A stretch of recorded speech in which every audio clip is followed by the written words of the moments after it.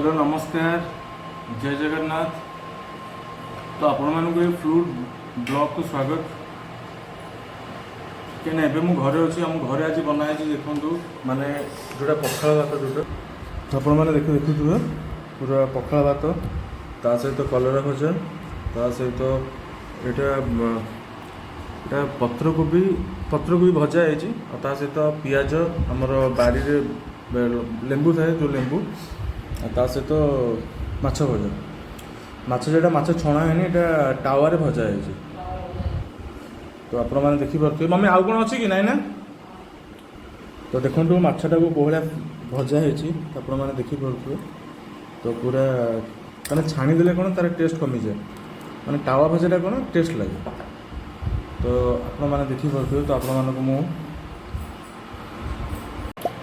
क्या आज हूँ होली अच्छी तो होली स्पेशल हूँ कौन मम्मी को मुझे मम्मी मुझे पखाल भात खाइबी तो से मम्मी मो पखाल भात बनई तो गरम भात होता बट मत आज जो भाया खरा हो तो पखाल भात खाଇବା निहाती दरकार। तो देखो कंचा लंका को पखाल भात मंथा हे तो आप देखो कंचा लंका को पखाल भात मंथा होगा तो तार गोटे स्मेल गोटे अलग लगे। तो लेंबूटा को भी चिपुड़ा होगा कहीं आप जहाँ भी खाते पखाल भातर मजा किसी अलग थाए। तो आज मुझे डाइनिंग बस खाऊँ कहीं मोर अभ्यास ना डाइनिंग मत भल लगे तले चकामुड़ी पकईकि भल लगे। तो जेहेतु आज वीडियो बनाऊँ तो से माने ये पकईकि लदा लदा है। तो देखो तापर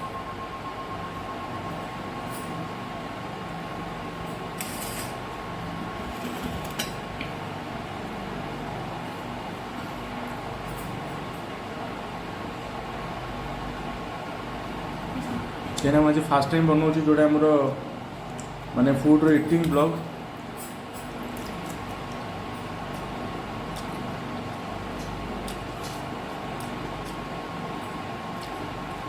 माने कलरटा देखो कौ टाइप भजा है तो सहित माने यहाँ पत्रकोबी आलू भजा है।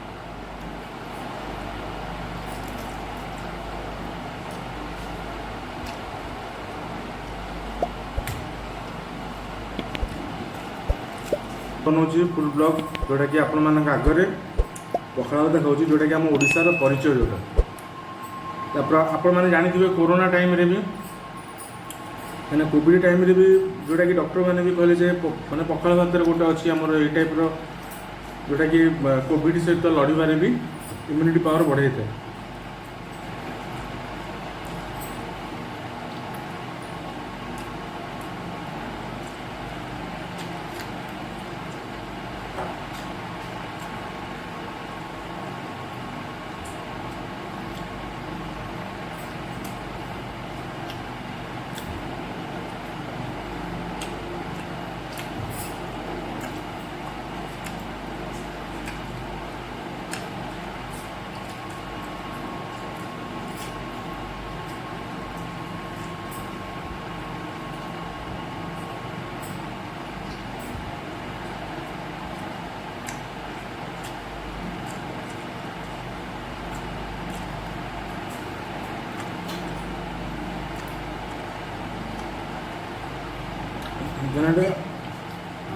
भात